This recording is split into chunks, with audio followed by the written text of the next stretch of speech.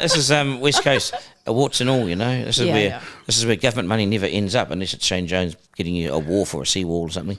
But houses, people live in shacks, and what's happened is, I'm really critical of this. Jacinda said, don't get me started, there'll be a section coming on Jacinda, just wait, folks. Jacinda stood in front of Ngāpu a number of years ago, and I was there, and she said, we will get into this special relationship with you, we will audit ourselves, we will look at progress, we'll come back to you, and you come to us if there's a problem. Well, I always use that test as the housing in Hokianga. How's it looking? Cyclone Gabriel came through, and that took the last remaining little corner of the roof off. People are living in tents. I went past a family the other day in a tent. I slowed down. I was like, shit, when was that happening? They always lived in lean-tos, if you know what I'm talking about up there. Garages, lean-tos, sheds, whatever, house buses, whatever they can. But the middle of winter in a tent? Yeah. Now, if that was in Glen Innes tomorrow, if that was in Ponsonby tomorrow, One News and 3 News, or no, News Hub, whatever they call themselves, they'll be down there with a reporter and the cameras, and this is outrageous, we must stop this. But it's in the Hokianga. It's out of sight, out of mind. Wow. And Jacinda's gone. She's gone. Do we know where she is? She was at De La Salle the other week. Just saying. That might have improved things.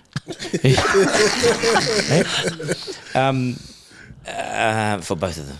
So the thing is, where is she being held to account for those promises to the people of the north?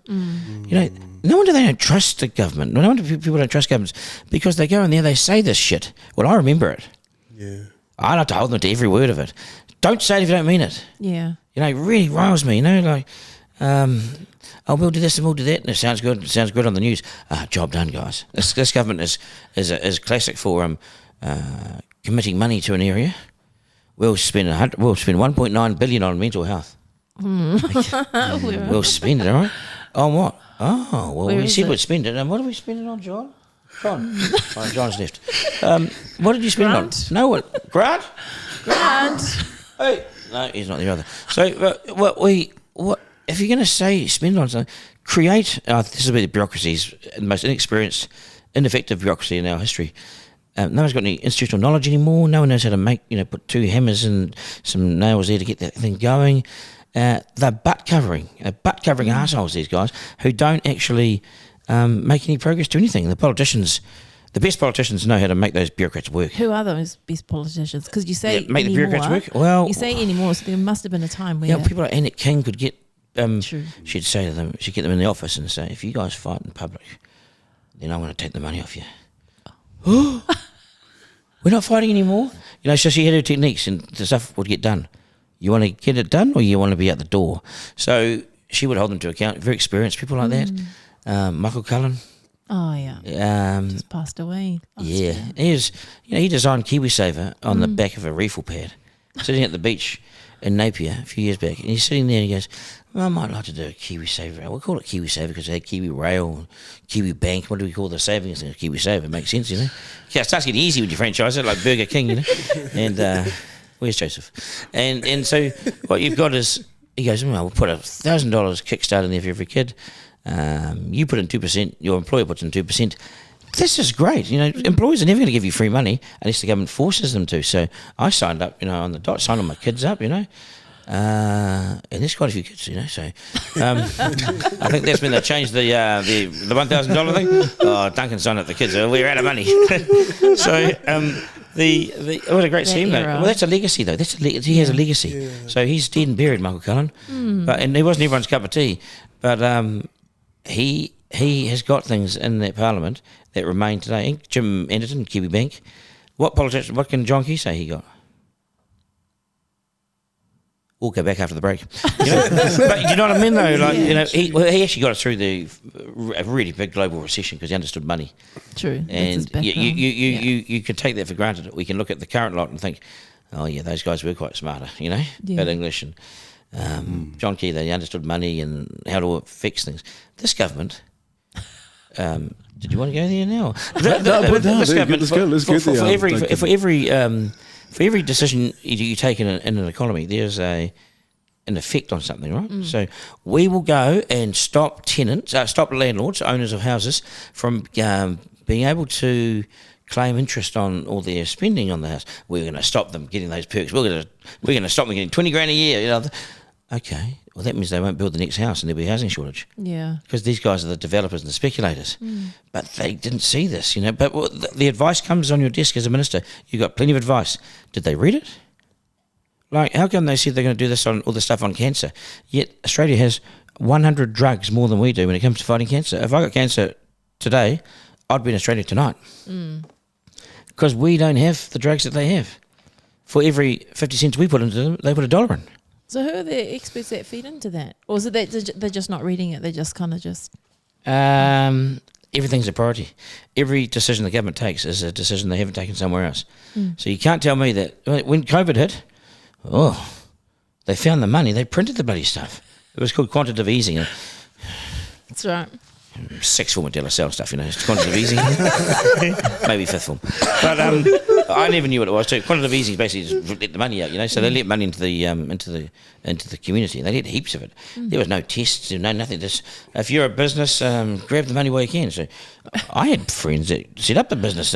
All sorts. The window cleaning business, you know. And suddenly they get $40,000 for the window cleaning. Oh, where's the brushes? You guys haven't. So there was some corruption going on around this, you know. And some people pay it back, some won't. And that's on you as a citizen, what sort of citizen you are. But, you know, there's money around, you know. They could pump. My dad died of cancer, you know. And he had to pay $10,000 for these pills, and they did jack shit.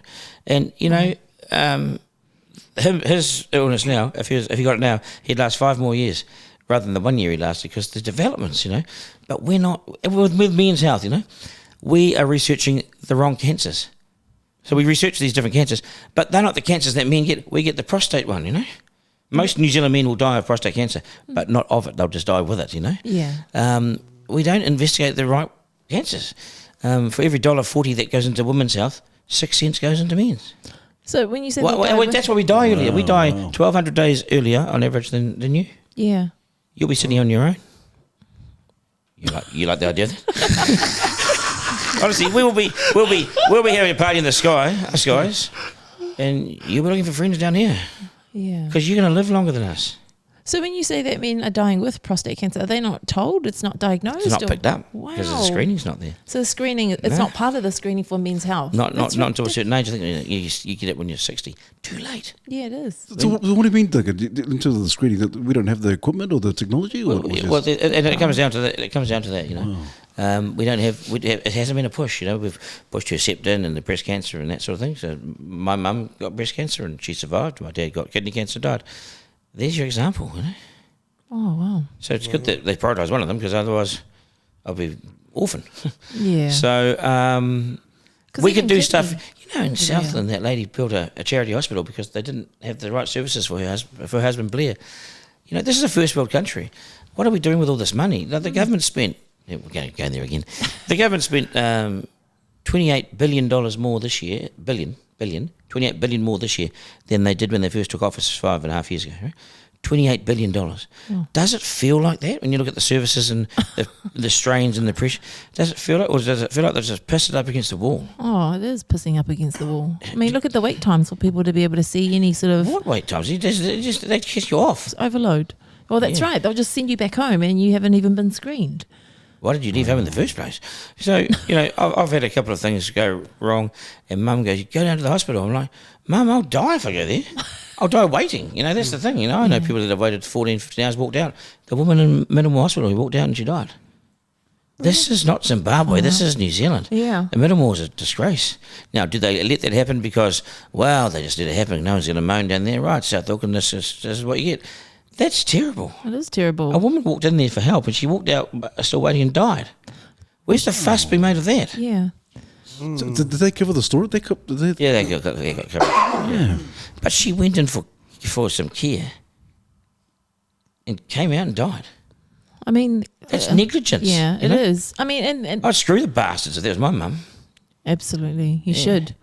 They should. Well, it's not my mum, but... No, but did they? Yeah. Did they make a complaint about it? Did it depends what this family wanted to do, and, you know, culturally they might be shy or... Don't know the processes. Whatever, all that stuff, you know. We had, we talk about mental health and stuff. We had 157 vacancies of psychiatrists last year. 157. I was doing an article. Psychiatrists? Yeah, and psychologists? Or? Shrinks. We're getting men's head to see if we're okay, I'm not sure about that guy. So they're bringing an extra psychologist. Didn't they increase it? He's got problems. They have deep problems. What are we going to do with this guy? Colin, what are we going to do? But there's no Colin, there's no Audrey, there's none of these psychiatrists around. 157 vacancies. And yet they have such a limitation on the entry, right? Entry not now. I think they've opened the gates to get in there and do what you like. Quickly. We were too slow to open the gates, Too slow on everything. We shut New Zealand off, put us into lockdown, and then John Key was right.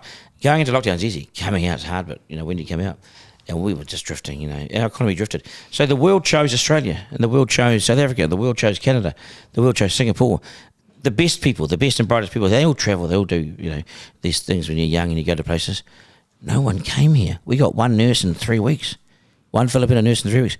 She's going to be busy, because they're the best nurses. New Zealanders don't work like we used to. Why don't we work in orchards anymore? Yeah, and they're bringing overseas RSC. Oh, yeah, and those guys, by all accounts, they need the work and they got good money for their village back home and stuff, and they're good workers, yeah.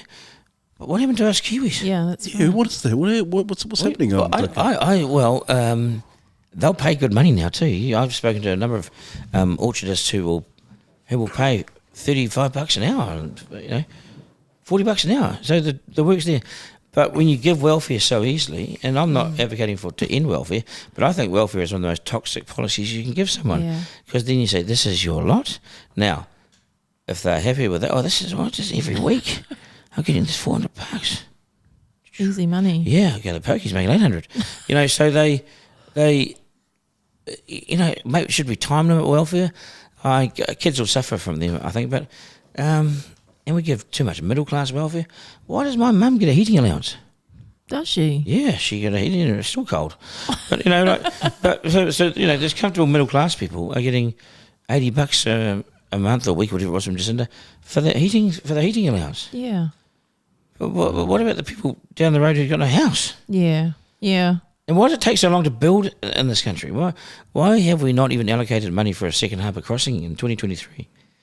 Why did they say there was going to be a light rail to the airport and it would be completed by 2023? They said this in 2017. I thought, don't bullshit us, mate. And they did. And they haven't even turned the spade yet. Yeah, a lot of promises. Phil Twyford came out and said, Kiwi built 100,000 houses over 10 years. It was a slogan.